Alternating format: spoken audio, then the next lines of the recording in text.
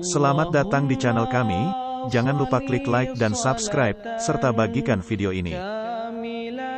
Mbah Taslim merupakan eks-pasukan Pangeran Diponegoro. Ada yang menyatakan ia merupakan senopati. Ia tinggal bersama saudaranya, namanya Mbah Surgi, di Mataram. Usai penangkapan Pangeran Diponegoro oleh Belanda yang licik, membuat pasukan Pangeran Diponegoro semburat lari kemana-mana.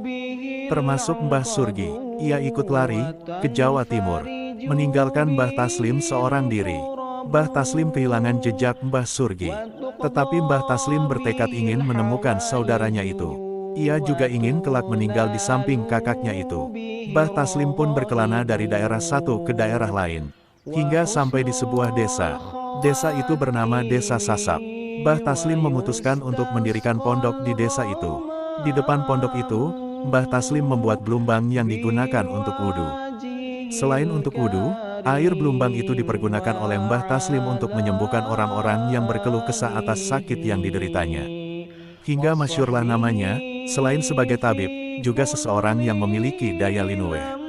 Pada suatu hari, ada sayembara untuk menaklukkan sebuah alas yang terkenal angkernya. Alas itu bernama Alas Bumi Wonosroyo. Mbah Taslim tertarik untuk menaklukkan hutan yang angker tersebut.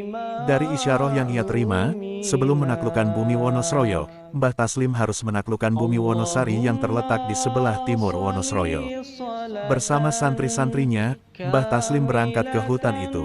Sayang sampai di hutan Wonosari, salah satu santrinya meninggal dunia dan dikuburkan di tempat itu. Mbah Taslim terus melanjutkan perjalanan bersama santri yang masih hidup. Dan sampai di Alas Wonosroyo, Mbah Taslim menemukan banyak tulang-tulang berserakan. Mbah Taslim kemudian melakukan riyadoh. Dalam riyadohnya itu, ia menemukan cahaya yang mencorong di tengah hutan. Dan ternyata cahaya yang bersinar itu adalah cahaya dari makam Mbah Surgi, kakak Mbah Taslim.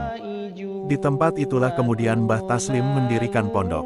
Ia menyebarkan Islam di tempat itu, dan juga memberi pengobatan kepada masyarakat sekitar sebagaimana keahlian dari Mbah Taslim.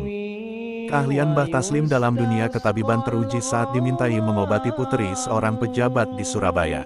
Dan Mbah Taslim berhasil menyembuhkannya. Mbah Taslim diberi anugerah dengan diserahkannya putri itu untuk dinikahi. Tetapi Mbah Taslim justru memberikan putri itu kepada santrinya yang bernama Karyo. Dan Karyo inilah yang kelak menjadi juru kunci beserta anak turunnya hingga sampai ke Mbah Mashuri. Mbah Taslim wafat dalam kondisi belum menikah. Mbah Taslim dimakamkan dekat dengan kakaknya, sebagaimana keinginan dari Mbah Taslim sejak awal mula. Demikianlah sejarah singkat dari Mbah Taslim. Banyak peziarah yang datang ke makam Mbah Taslim dengan berbagai alasan masing-masing. Salah satunya bahwa makam ini memiliki kekeramatan yang kuat. Mbah Mashuri menceritakan ada seorang peziarah namanya Pi. Ia sudah berkelana dari makam satu ke makam lainnya.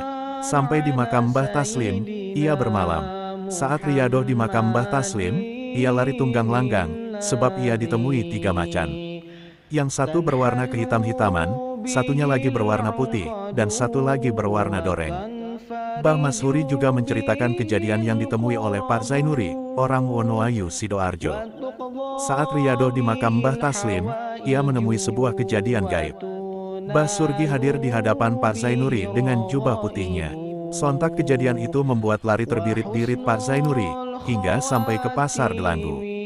Kejadian yang dialami sendiri oleh Mbah Mashuri, saat ia sakit, ia didatangi oleh Mbah Taslim dengan jubah berwarna coklat. Mbah Taslim juga mengijazahkan surat Al-Ikhlas untuk dibaca 100 kali sebagai ikhtiar sembuh dari sakitnya. Bismillah, ternyata sakit Mbah Mashuri sembuh tanpa ke dokter. Pak Sukowiono mengisahkan ada orang jauh tiba-tiba mencari seseorang bernama Joko Lelono. Ia mengaku telah disembuhkan seseorang dan memberi alamat persis dengan alamat yang ada di makam. Maka orang menduga-duga kalau yang menyembuhkan itu adalah Mbah Taslim. Wallahu a'lam.